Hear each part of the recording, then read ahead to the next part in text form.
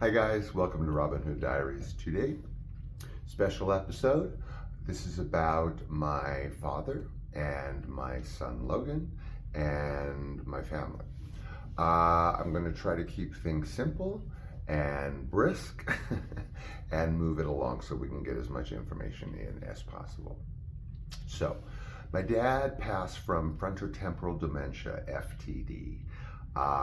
This is what Bruce Willis had, but this was way before anyone really was hip to it. It's AKA Pick's disease with a CK. I tried to convince everybody, no one would listen to me, everyone thought he had Alzheimer's, and that's how it was characterized. So, being that I'm 10 years older than Soleil Moon, I started noticing, and of course, as we've established, I was, involved in his life because he was involved in my being a widower twice. So we've established that.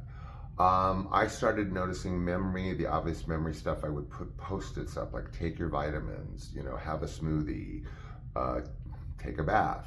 And then what happened was, which is typical or characteristic of FTD, is there was bizarre behavior in pieces. And the variety of bizarre behavior is a lack of inhibition. So one might do things that one might otherwise not do. This bled into his teaching. He relied on his teaching for, a couple decades at least, to subsidize his income. He was a very well-liked teacher, and I have some pretty serious misgivings about his style of teaching.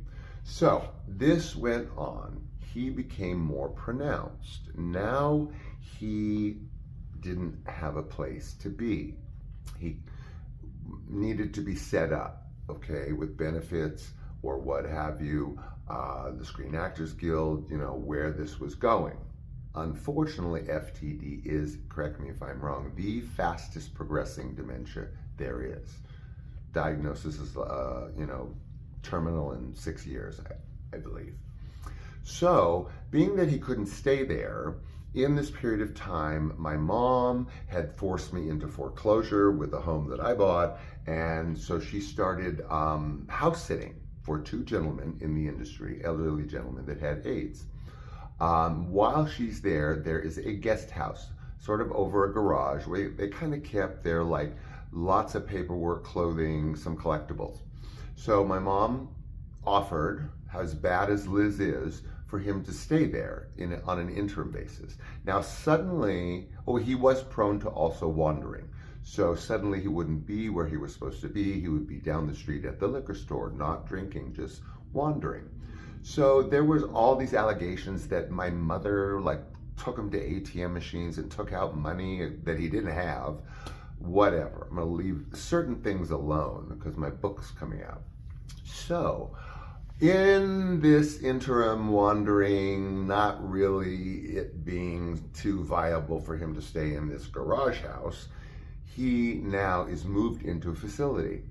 I'm a widower twice, I'm just starting a marriage, my house is going into foreclosure, and I'm dealing with my own familial catastrophes one after the other.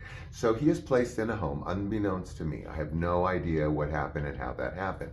Suddenly, Soleil Moon and family seem to have taken over, for lack of better words. Suddenly the house that was filled with antiques that I had bought, like a wall-size Warhol poster bolted to the wall, galley tables, op art, pop art.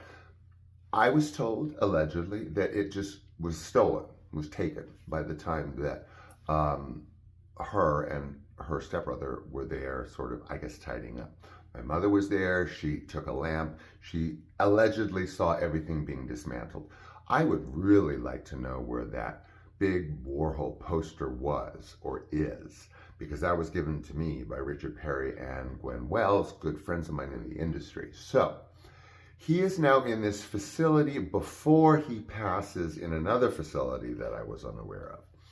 And he is there. He's in lockdown, but it's just make sure he doesn't walk out the door, be in the lobby greeting room.